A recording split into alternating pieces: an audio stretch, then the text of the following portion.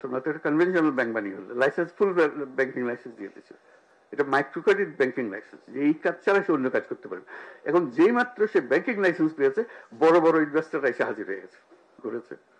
তারা যেহেতু দেখছে যে এটা বড় হচ্ছে, এটাকে সামাল দিতে হবে, কাজে এটা মাইক্রো ক্রেডিট রেগুলেটরি অথরিটি শুধু যে বাংলাদেশের জন্য কাজ করেছে তা না, এটা আন্তর্জাতিকভাবে অনেক দেশে সহায়ক হয়েছে, সাহায্য করেছে যে জিনিসটা করে দেওয়ার জন্য। তো সেটার জন্য আমি অভিনন্দন জানাচ্ছি মাইক্রো ক্রেডিট রেগুলেটরি অথরিটিকে, যেটা পৃথিবীতে একটা দৃষ্টান্ত স্থাপন করার জন্য, একটা অধ্যায় সৃষ্টি করার জন্য। মাইক্রো ক্রেডিটের যে কন্টিনিউয়াম যেভাবে এটা চলছে, তার মধ্যে মাইক্রো ক্রেডিট রেগুলেটরি অথরিটির একটা বিরাট অধ্যায়। এটা ছোটখাটো জিনিস না। কাজে এই সম্মান, এই ঐতিহাসিক গুরুত্ব আমরা তাদেরকে দেব, অবশ্য পৃথিবী দেবে, দেশ দেবে, যে গুরুত্বপূর্ণ ভূমিকা তারা পালন করেছে এবং সুন্দরভাবে পালন করেছে। সেই জন্য আমরা তাদেরকে ভাবা দিচ্ছি এত সুন্দর করে পালন করে। এটা সহজ জগৎ নয়, এটা নিশ্চিত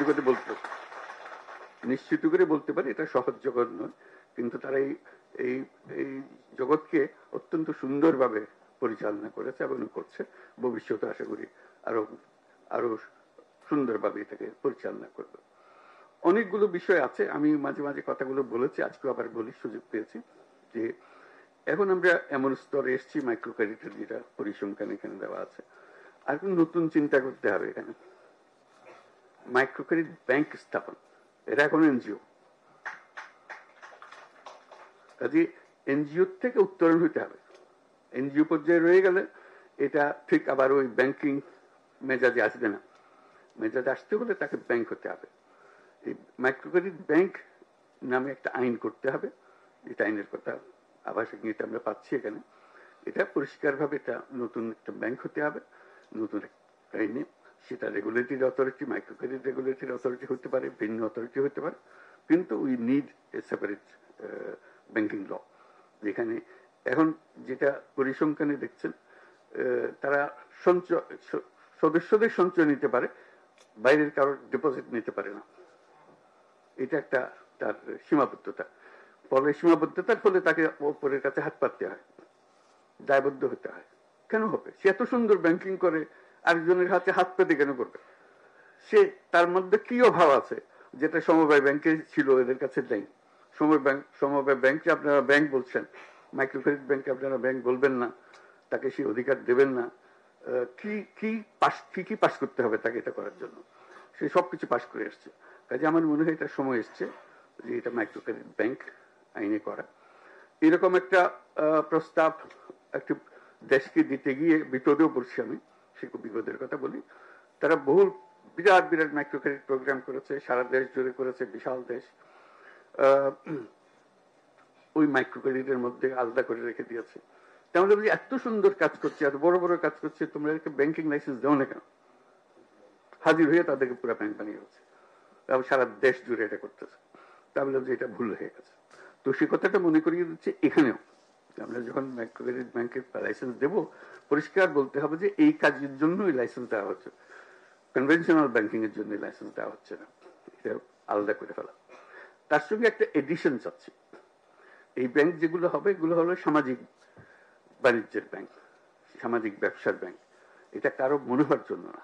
এখানে এই বৈশিষ্ট্য এনজিও হলে সেটা সমস্যা নাই, কারণ যেহেতু এনজিও কে পয়সা নিজস্ব খাতে আমদানি আয় করতে পারছে না, লাভ করতে পারছে না। যেই মাত্র ব্যাংকিং লাইসেন্স দেওয়া হবে, কেউ বলছে ঠিক আছে আমি ব্যাংকিং লাইসেন্স নিলাম, আমি এখন টাকা রোজগার করবো। সেখানে লাইসেন্সের মধ্যে, আইনের মধ্যে থাকবে এটা একটা সামাজিক ব্যবসার প্রতিষ্ঠান হবে, অর্থাৎ মালিক এর কাছ থেকে কোনো মুনাফা নিতে পারবে না। এবং মালিক, সদস্যরা, মাইক্রো ক্রেডিট একটা বৈশিষ্ট্য, সদস্যরা মালিক হয়। কাজে যেমন গ্রামীণ ব্যাংকের মালিক হয়েছে ব্যাংকের মালিক, গ্রামীণ ব্যাংকের 90% মালিকানা হলো না, গ্রামীণ ব্যাংকের যারা ঋণ গ্রহীতা তারাই হলো তাদের মালিক, এবং তারাই বোর্ডে বসে, তারাই নিয়ন্ত্রণ করে। কাজে ওই রকম একটা কিছু যে ব্যাংকিং লাইসেন্স হবে, যেখানে তারাও পার্টিসিপেট করবে, তাদের জন্য তারা মুনাফা পাবে। কিন্তু যারা ঋণ গ্রহীতা নয়, কোয়ালিফাই করে না, সেরকম যারা ইনভেস্টর, তারা তাদের কাছ থেকে মুনাফা নিতে পারবে না। এই একটা বিশেষ অংশ তার মধ্যে থাকতে হবে। দ্বিতীয় অংশ যেটা থাকতে হবে, যেটা আমরা বারে বারে জোর করছি, এই পুরো গ্রামীণ মাইক্রো ক্রেডিট গ্রামীণ ব্যাংক সৃষ্টি হওয়ার মূলে যেটা ছিল, এটার আইডিয়া যে মানুষ মাত্রই উদ্যোক্তা। এটি হলো অন্যান্য জিনিসের থেকে যে আমরা পৃথক করলাম। মানুষ মাত্রই উদ্যোক্তা, সে চাকরি চাইবে না, নিজে উদ্যোক্তা হবে। এই উদ্যোক্তা হওয়ার জন্য তাকে আমরা হাতে সরঞ্জাম তুলে দিচ্ছি, যে কারণে সে উদ্যোক্তা হতে পারবে।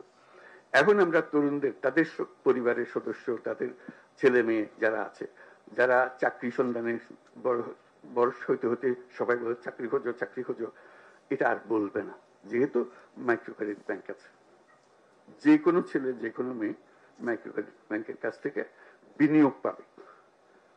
যে সমস্ত টাকা সে, যে টাকার ইনভেস্ট করতে চায়, সেই ইনভেস্টমেন্টের টাকা ব্যাংক থেকে আসবে, বিনিয়োগ হিসেবে আসবে।